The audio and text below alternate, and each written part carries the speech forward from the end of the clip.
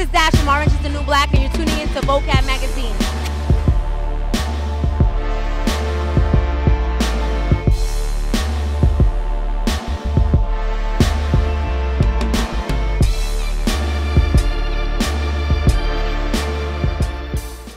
You're now tuned in to one of the hottest online publications that there is, Vocab Magazine. I'm your host, and this is the birthday girl, and we're definitely here for her birthday celebration, Miss Cynthia Alvarez. And if I was to start going through the list of hairstyles that she's done for the people in the industry, we would end our show without even doing an interview, but we want to say happy birthday, and how you doing this evening?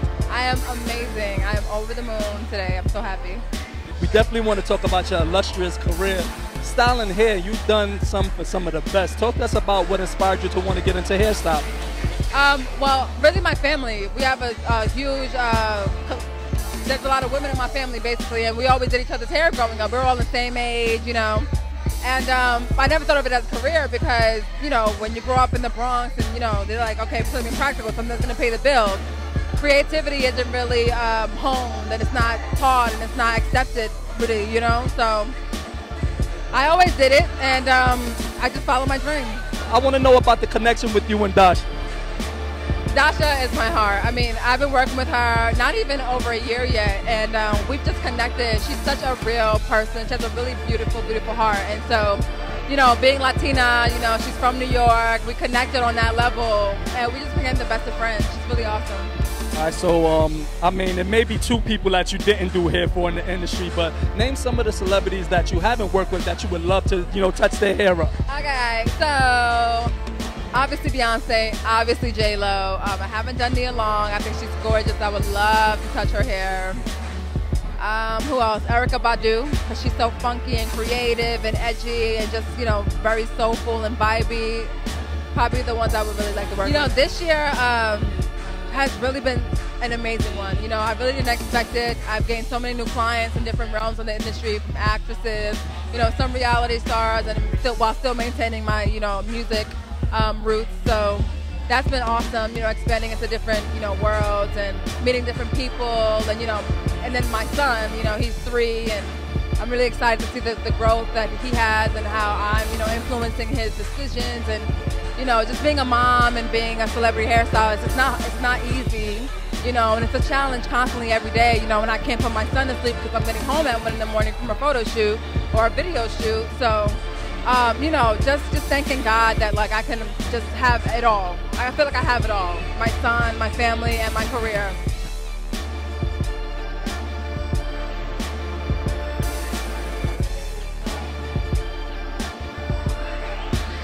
Yeah, we clowning right now.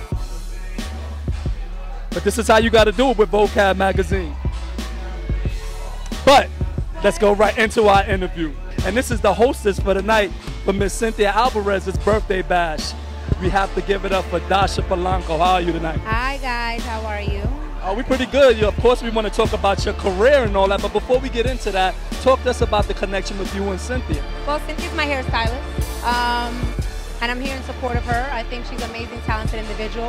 And that's what we do. We support one another to come up, right? We always have to. That's right. And speaking of support to come up, we could catch her on the hit Netflix show, Orange is the New Black. But before that even happened... Can I just interrupt you? 12 Emmy nominated hit show, Orange is the New Black. I had to get corrected there, and I'm glad you did that.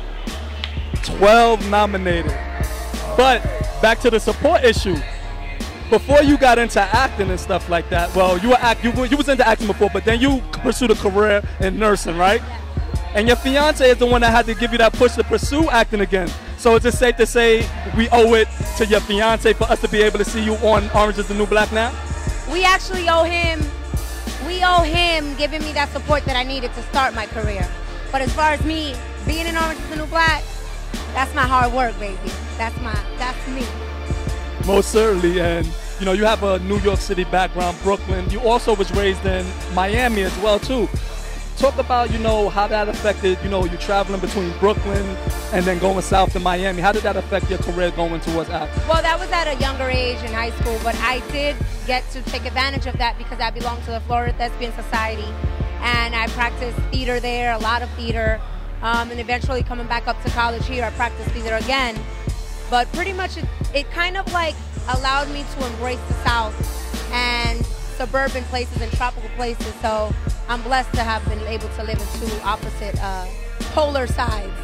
Most certainly, and you did do some small TV spots, and then in 2012 you was, casted for Orange is the New Black. It was basically a recurring role for the first 2 seasons. Big news for 2014, going into that 2015, you're going to be more frequent on the show, correct? Yeah, I think it's more of like, contractual. I'm a regular on the show, and hopefully, this allows more challenges for me as an actress. The writer's writing more for me, and so I'm looking forward to that. Talk to us about the character and your preparations for getting into your role. Well, growing up, I knew people that were in jail. I kind of assimilated some experiences from that. She is a young Latina.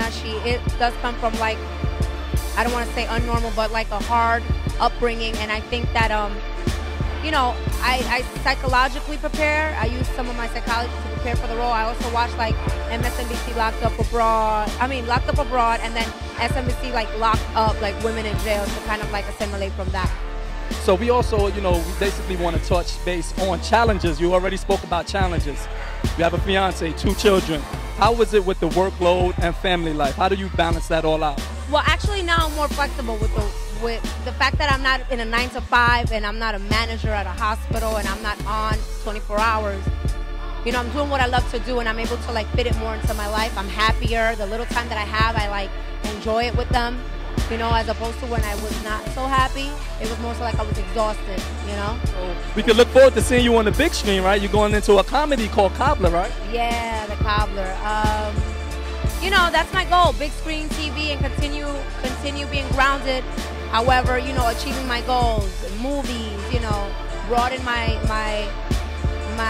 experiences as an actress. My ideal role will be a superhero role in a movie, like a trilogy, like X-Men in the future or Extraordinary League of Women ×3, that kind of thing.